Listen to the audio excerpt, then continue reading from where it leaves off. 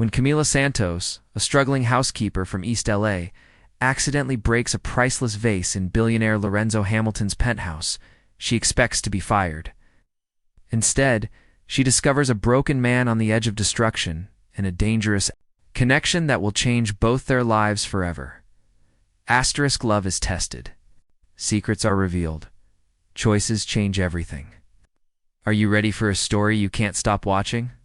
Comment where you're watching from, smash that like, subscribe, and let's begin this unforgettable journey. Asterisk, the sound of shattering crystal echoed through the marble foyer of the Meridian Tower like a death knell. Camila Santos froze, her cleaning cartwheels still spinning from the sudden impact. As shards of what had once been a priceless vase scattered across the polished floor, like fallen stars. Jesus Christ, came a voice from behind her, low and dangerous. She turned slowly, her heart hammering against her ribs. Lorenzo Hamilton stood 15 feet away, his designer suit wrinkled, his usually perfect hair disheveled. Ow! But it was his. Eyes that made her breath catch. They weren't the cold blue she'd expected from the business magazines. They were wild, almost feral, like a man standing on the edge of a cliff. "I'm sorry, Mr. Hamilton. I didn't hear you coming.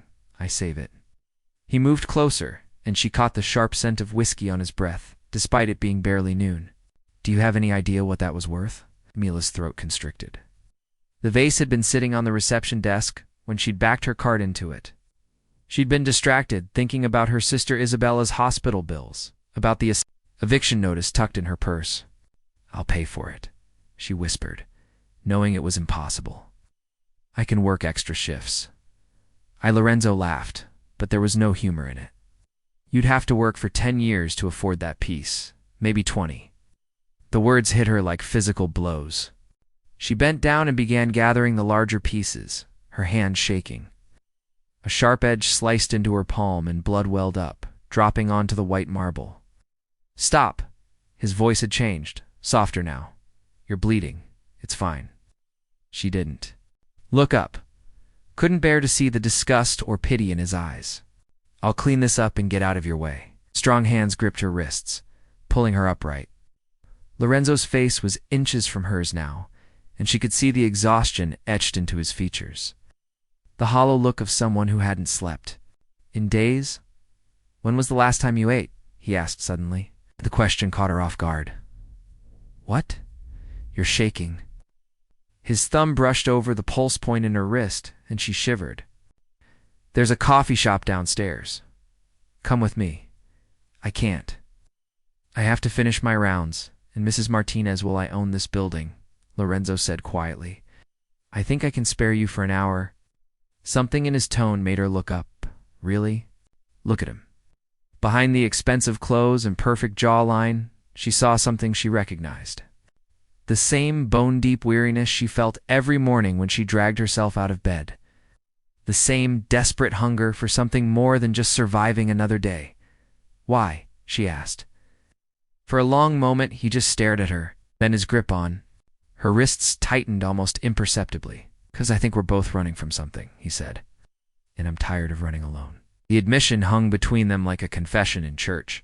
Dangerous and raw and impossible to take back. Camila's blood continued to drip onto the marble floor, each drop a tiny red promise that nothing would ever be the same. The coffee shop hummed with the quiet desperation of the lunch crowd.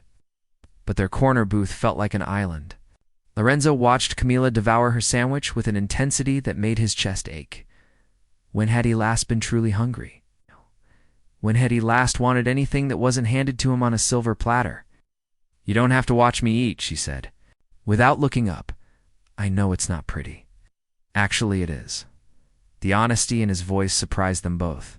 "Everything about you is—" She paused mid-bite, her dark eyes searching his face for mockery.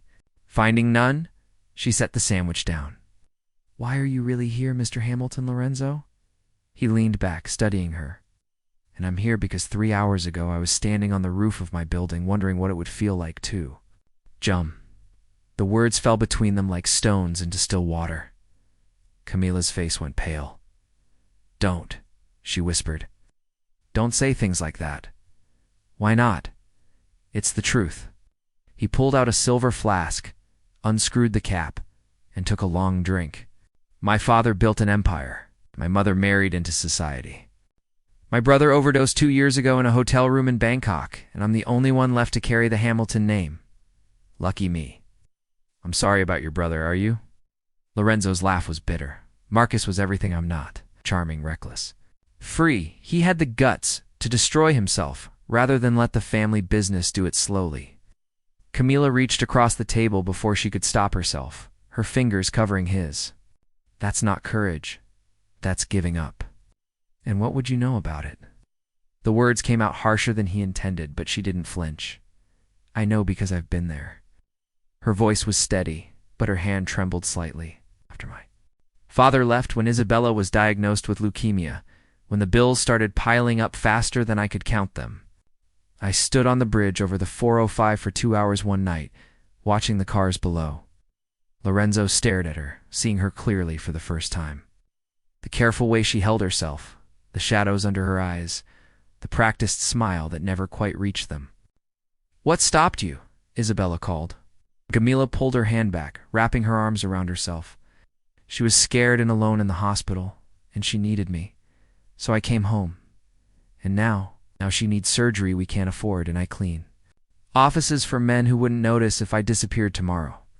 She met his eyes. So tell me, Mr. Hamilton, what's your excuse for being alive?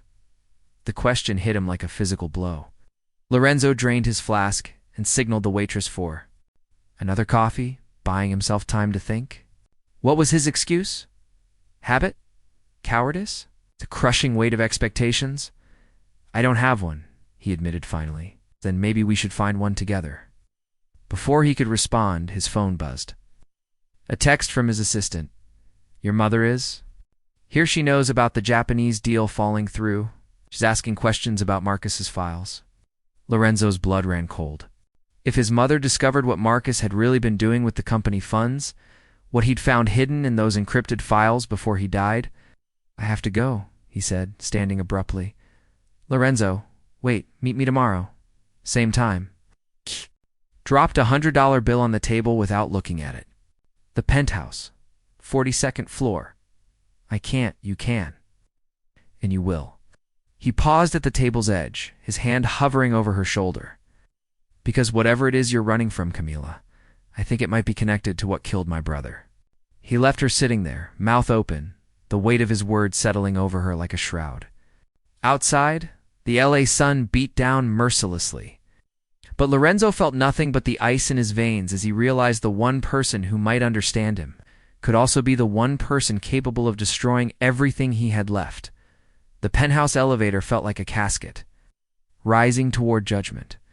Camila's reflection stared back at her from the polished steel doors, and she barely recognized the woman looking back. She'd traded her uniform for a simple black dress, borrowed from Isabella, applied makeup to hide the bruises on her neck. That had nothing to do with cleaning supplies. The doors opened to reveal Lorenzo pacing like a caged animal. His shirt unbuttoned, his hair wild.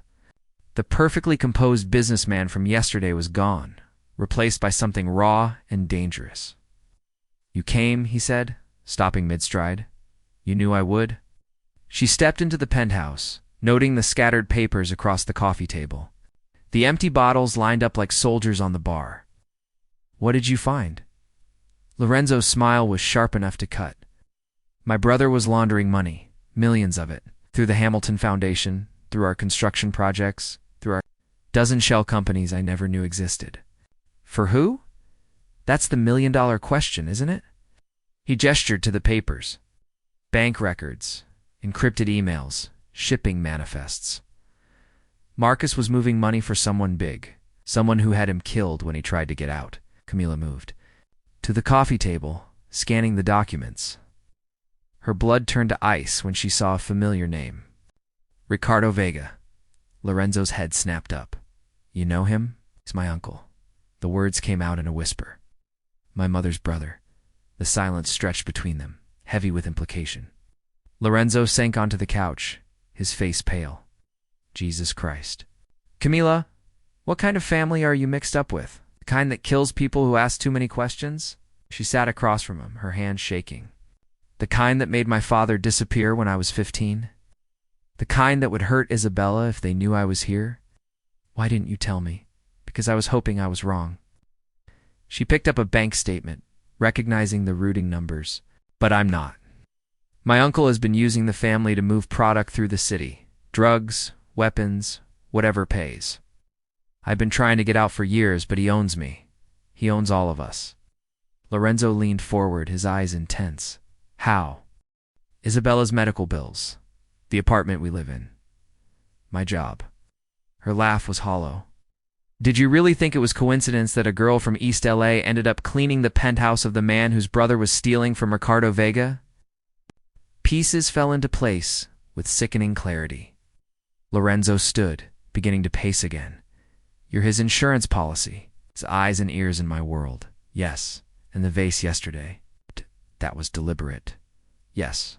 So everything between us, every conversation, he stopped, his jaw clenched. It's all been a lie. Camila rose to face him, tears streaming down her cheeks. The job was a lie. The assignment was real. This. She gestured between them. This was never supposed to happen. What wasn't supposed to happen? Oh, stepped toward him, then another, until she was close enough to touch. I wasn't supposed to care about you. I wasn't supposed to see the man behind the money. I wasn't supposed to fall in love. The admission hung in the air between them like a live wire. Lorenzo's hands came up to frame her face, his thumbs brushing away her tears. Tell me how to get out, he whispered. Tell me how to save us both.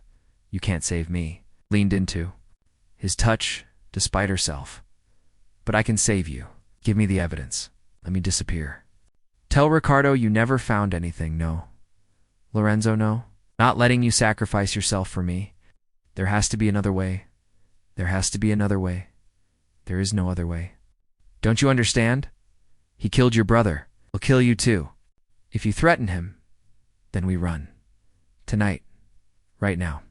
For a moment, hope flickered in her eyes. Then reality crashed back down.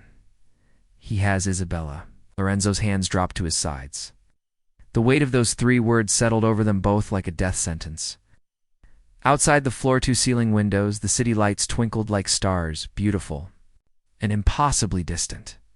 I have to go, Camila whispered. He's expecting a report tonight. What will you tell him? She moved toward the elevator, every step feeling like walking to her own execution. At the threshold, she turned back one last time. That you're exactly as broken as I am, she said, and that tomorrow you're going to give him everything he wants. The elevator doors closed between them, and Lorenzo was alone with the evidence. That could destroy them all. The warehouse smelled like motor oil and desperation. Camila sat in the passenger seat of Ricardo's black SUV, watching her uncle count stacks of bills with the methodical precision of a man who'd built an empire on other people's blood. Hamilton boy is proving more resourceful than his brother, Ricardo said without looking up. Marcus was easy, greedy, predictable. But Lorenzo. He shook his head. Tell me what you learned. He found everything, Camila said quietly. Bank records, shipping manifests, the whole network. And he's scared, confused. He doesn't know what to do with the information. Ricardo's laugh was like gravel in a blender. Of course he doesn't. Rich boys like him, they think the world operates on handshakes and contracts. They don't understand that some problems require more permanent solutions. Through the windshield, Camila could see Isabella waiting by the warehouse entrance, her thin frame lost in an oversized hospital gown. Dark circles ringed her eyes, and her skin had the translucent quality of the truly sick. But she was alive. That had to be enough. I want to see her, Camila said. Soon. First, we need to discuss your boyfriend's future. He's not my boyfriend. No. Ricardo's eyes found hers in the rearview mirror. Because my sources tell me you spent 2 hours in his penthouse yesterday. That's a long time for a cleaning lady, Mia. Camila's blood ran cold. You had me followed. I have you watched every moment of every day. Did you forget who owns you? He set the money aside and turned to face her fully. The question is whether you forgot who you're really working for. I did what you asked. I got close to him, found out what he knows. Yes, but did you tell him what he needs to know? Ricardo's smile was reptilian. Did you explain that his brother died because he tried to expose us? Did you mention that the same thing will happen to him if he doesn't play along? You want me to threaten him? I want you to educate him. There's a difference. Ricardo pulled out his phone and showed her a photograph. Lorenzo entering his building that morning. Here's until midnight tomorrow to transfer the Hamilton Industries accounts to our shell companies. Every penny. And in return, we'll let him live. Long enough to watch his empire crumble from the inside. And if he refuses, then you'll have a front row seat to his funeral. Ricardo's voice was casual, as if discussing the weather. After which, you'll disappear into one of our operations overseas. Isabella will receive the best medical care money can buy in a facility where visiting hours are permanently suspended. The threat hit her like a physical blow. Camila closed her eyes, seeing Lorenzo's face when he'd admitted he had no excuse for being alive. Now, she would have to become the reason he wished he were dead. There's another option, she said quietly. I'm listening. Kill me instead. The words hung in the air like smoke from a gun. Ricardo studied her for a long moment, then laughed. Interesting. And why would I do that? Because I'm the one who fell in love with him. I'm the one who compromised the operation. I'm the real threat. She met his eyes in the mirror. Take me out of the equation, and Lorenzo becomes just another rich boy with information he can't use. He has no proof, no connections, no idea how deep this goes. But if I'm alive, he'll keep fighting. He'll keep trying to save me. You're assuming he cares enough to risk his life for you. I'm counting on it. Ricardo was quiet for a long moment, considering. When he spoke again, his voice held a note of something that might have been respect. You know, your father said something very similar before we killed him. The casual admission shattered something inside her chest. What? Oh yes, we found him. About 6 months after he ran, living in a motel in Bakersfield, working construction under a false name. He begged us to let him live, promised he'd never contact you again. But then he said something interesting. Ricardo leaned closer. He said if we hurt his daughters, you'd become the most dangerous enemy we'd ever made. Camila's hands clenched. Into fists. You're lying, am I? Said you had your grandmother's fire. That you'd burn the whole world down to protect the people you love. His smile widened. I'm beginning to think he was right. The warehouse door opened, and 2 men escorted Isabella toward the car. Her sister moved slowly, each step an obvious effort, but her eyes were alert and focused on Camila's face through the windshield. Here's what's going to happen, Ricardo said. You're going back to your boyfriend's penthouse. You're going to tell him exactly what I told you to tell him. And if he's smart, he'll do what's asked of him. If he's not, he shrugged. Well, love makes people do stupid things. And Isabella, she'll be safe, as long as you remember who you belong to. Camila watched her sister slide into the back seat, their eyes meeting for just a moment. Glance, she saw everything she needed to know. Isabella was afraid, but she was also ready. Ready for whatever Camila was planning. Ready to run, or fight, or die if necessary. I understand, Camila said. But as the SUV pulled away from the warehouse, carrying her toward a confrontation that could destroy the only man she'd ever loved, she was already planning her betrayal. Because Ricardo was right about one thing. She did have her grandmother's fire. She was about to burn his whole world down. The penthouse was dark when Camila arrived, but she could see Lorenzo's silhouette against the city lights, standing at the floor-to-ceiling windows like a man preparing for his own execution. I was wondering when you'd come back, he said without turning around. I have a message from my uncle. Let me guess. Transfer the money or die? Yes. Lorenzo finally turned, and she saw that he'd been crying. The sight hit her harder than any of Ricardo's threats. How long do I have? He asked. Midnight tomorrow, 18 hours. He moved to the bar, poured 2 glasses of whiskey, and offered her one. Enough time to put my affairs in order? Say goodbye to the few people who might actually miss me. Camila took the glass but didn't drink. There's something else. I'm sure there is. Lorenzo, look at me. When he did, she saw her own death, reflected in his eyes. I'm going to kill him. The words fell between them like stones. Lorenzo set down his glass, his face going very still. Explain tonight. Well, he thinks I'm here convincing you to cooperate. He's meeting with his lieutenants at the warehouse where they're keeping Isabella. She pulled out her phone, showing him a map with a red pin. I know the building. I know his routines. I know where he'll be. It's suicide. Maybe. But if I succeed, you live. Isabella lives. The network dies with him. And if you fail, then at least I tried. Lorenzo closed the distance between them in 2 strides, his hands gripping her shoulders. There has to be another way. There is no other way. Don't you see? He'll never stop. Even if you give him the money tonight, he'll come back for more. He'll use you until you're bled dry, then dispose of you like he did Marcus. Her voice cracked. It's the only chance we have. Then we do it together. No, Camila, no. She pulled away from him, tears streaming down her face. You don't understand what I'm asking you to do. I need you to let me go. I need you to let me die for you. I won't. You have to. They stared at each other across the expanse of marble and money, 2 broken people who'd found something real in a world built on lies. There's a third option, Lorenzo said quietly, which is... He moved to his desk, pulled out a laptop, and began. Typing rapidly, I transfer everything. Every account, every asset, every penny the Hamilton family ever earned. His fingers flew across the keyboard, but not to Ricardo's shell companies. What are you doing? I'm giving it all to the FBI. Every transaction, every record, every piece of evidence Marcus collected before he died. Let them sort it out. He looked up at her, his eyes blazing. Your uncle wants my family's empire? He can have it, along with enough evidence to put him away for 10 lifetimes. Camila moved behind him, watching the screen as he uploaded terabytes of financial records to a secure government server.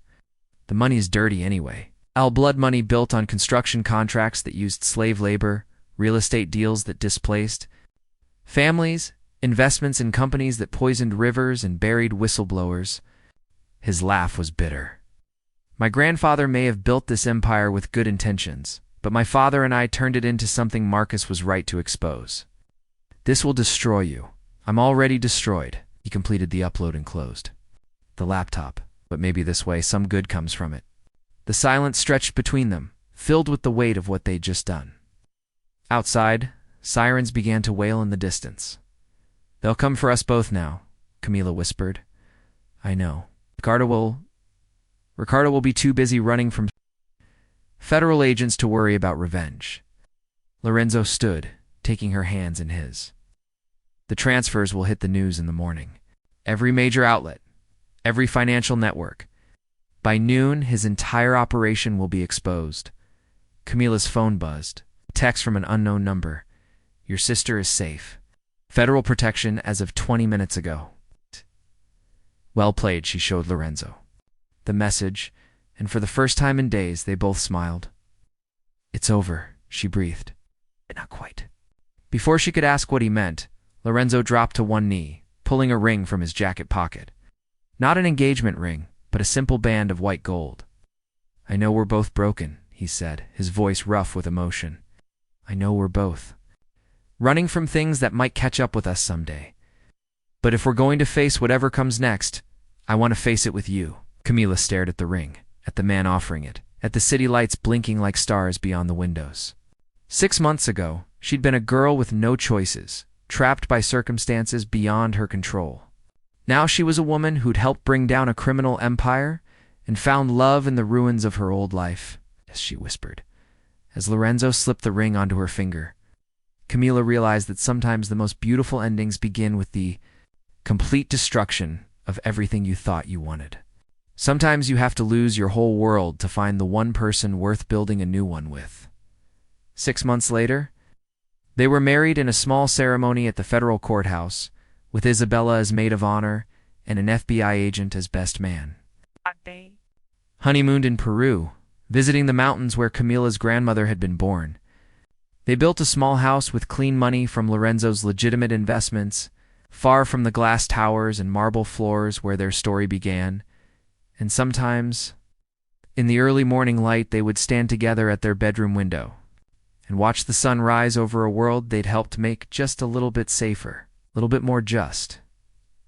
It wasn't the ending either of them had expected, but it was the ending they'd earned. The end.